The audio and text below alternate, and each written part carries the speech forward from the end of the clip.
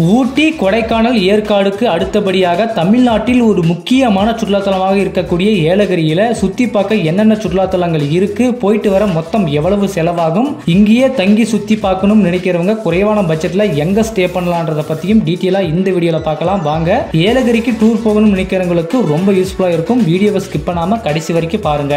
ஏலகிரி மலை இது கிழக்கு தொடர்ச்சி மலைத்தொடரை சார்ந்த ஒரு மலைப்பகுதி. இது திருப்பத்தூர் மாவட்டத்தில் இருந்து 27 கிலோமீட்டர் தொலைவில் அமைஞ்சிருக்கு. கடல் மட்டத்திலிருந்து சுமார் கிட்டத்தட்ட 4000 அடி உயரத்தில் அமைஞ்சிருக்கும் இந்த மலையோட கிளைமேட் எப்படி இருக்குன்னு பாத்தீங்கன்னா ரொம்பவும் கூலிங்கா இருக்காது, ரொம்ப ஹாட்டாவும் இருக்காது, எப்பவுமே சமநிலையான கிளைமேட்டை கொண்டு இருக்கும். ஊட்டி, கொடைக்கானல், ஏற்காடை கம்பேர் பண்ணும்போது இது ஒரு சின்ன டூரிஸ்ட் பிளேஸா இருந்தாலும் இங்க ட்ரெக்கிங் போக வசதியா நிறைய மலைகள் அமைஞ்சிருக்கு. மேலும் தமிழ்நாட்டிலேயே பேராகிளைடிங் ட்ரைனிங் இந்த மலையில தான் நடக்குது. இந்த மலைக்கு எப்படி போகலாம்னு பாத்தீங்கன்னா சென்னையிலிருந்து 227 கிலோமீட்டர் தொலைவிலும் பெங்களூருவில் இருந்து 120 கிலோமீட்டர் தொலைவிலும் இந்த மலை அமைஞ்சிருக்கு. இந்த மலைக்கு போக திருப்பத்தூரில் இருந்து பஸ் வசதியும் இருக்கு. ட்ரெயின்ல வரவங்க ஜோலார்பேட்டையில ரயில்வே ஸ்டேஷன்ல இறங்கி பஸ்லயும் போகலாம், டாக்ஸிலையும் போகலாம். ஓன் வெஹிக்கிள் வரவங்க இன்னும் பெட்டரா நிறைய இடங்களை சுத்தி பார்க்கலாம். இம்மலைக்கு உச்சிக்கு போக 15 கிலோமீட்டர் மலைப்பாதையில டிராவல் பண்ற மாதிரி இருக்கும். அது மட்டும் இல்லாமல் 14 கொண்டை ஊசி வளைவுகளை கடந்து இம்மலையின் உச்சியை அடைய முடியும். மலை உச்சியை அடைஞ்ச உடனே முதல்ல நம்ம பார்க்குற பிளேஸ் எதுனா Yelagiri lake and boat house. இந்த ஏரிக்கு உள்ள போக என்ட்ரன்ஸ் டிக்கெட்ஸ் 10 ரூபாய் வாங்குறாங்க. உள்ள போயிட்டு போட்டிங் செய்ய துடுப்பு படகு வசதியும் நாமளே ஓட்டுற மாதிரி பெடல் படகும் இருக்கு.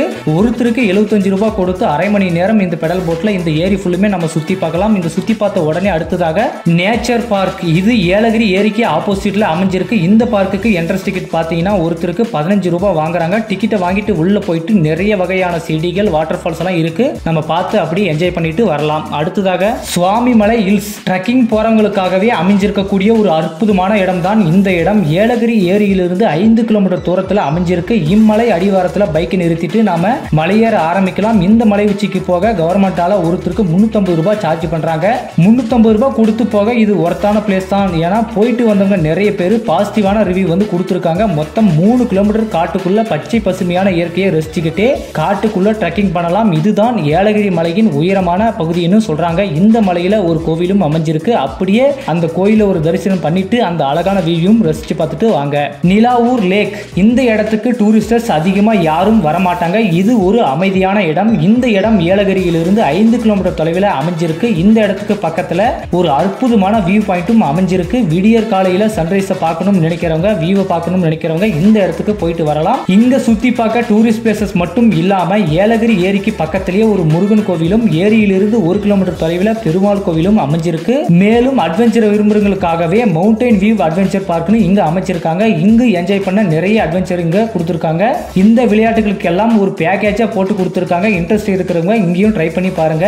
மேலும் பறவைகளை பார்த்து ரசிக்கணும், பறவைகளோடு விளையாடணும் நினைக்கிறவங்க ஏரியிலிருந்து 4 கிலோமீட்டர் தொலைவில் அமைஞ்சிருக்கும் ஃபெண்டரா பார்க் போயிட்டு வரலாம். இதுக்கு பிரைஸ் பாத்தீங்கன்னா காம்போ பிரைஸா கொடுத்திருக்காங்க. சோ நாம செலக்ட் பண்ணி எது வேணும் அப்படின்றத சூஸ் பண்ணி நம்ம யூஸ் பண்ணிக்கலாம். மேலும் ஏலகிரி ஏரிக்கு பக்கத்திலேயே ஃபெண்டரா ஃபிஷ் பார்க்கும் அமைஞ்சிருக்கு. இதுக்கு என்ட்ரி டிக்கெட் பாத்தீங்கன்னா 100 ரூபாய் வாங்குறாங்க. சோ மிஸ் பண்ணாம இது எல்லாத்தையுமே சுத்தி பாருங்க. அடுத்ததாக ஏலகிரியில முக்கியமா பார்க்க வேண்டிய இடம் ஜலகாம்பரை வாட்டர் ஃபால்ஸ். இந்த சூப்பரான நீர்வீழ்ச்சிக்கு போகணும்னா திருப்பத்தூர் போயிட்டு திருப்பத்தூர்ல இருந்து 12 கிலோமீட்டர் டிராவல் பண்ணி அந்த சூப்பரான வாட்டர் ஃபால்ஸை வந்து நம்ம ரீச் ஆகலாம். இந்த வாட்டர் ஃபால்ஸுக்கு போயிட்டு நல்லா குளிச்சுட்டு இங்கு சூப்பரான கோவிலும் அமைஞ்சிருக்கு. அப்படியே தரிசனம் பண்ணிட்டும் வரலாம். ஏலகிரிக்கு வந்தா சுத்தி பார்க்க முக்கியமான பிளேஸ் எல்லாமே இந்த வீடியோல சொல்லிட்டேன். இந்த எல்லா இடங்களையும் ஒரே நாள்ல சுத்தி பார்க்க முடியுமானா கண்டிப்பா பார்க்க முடியாது.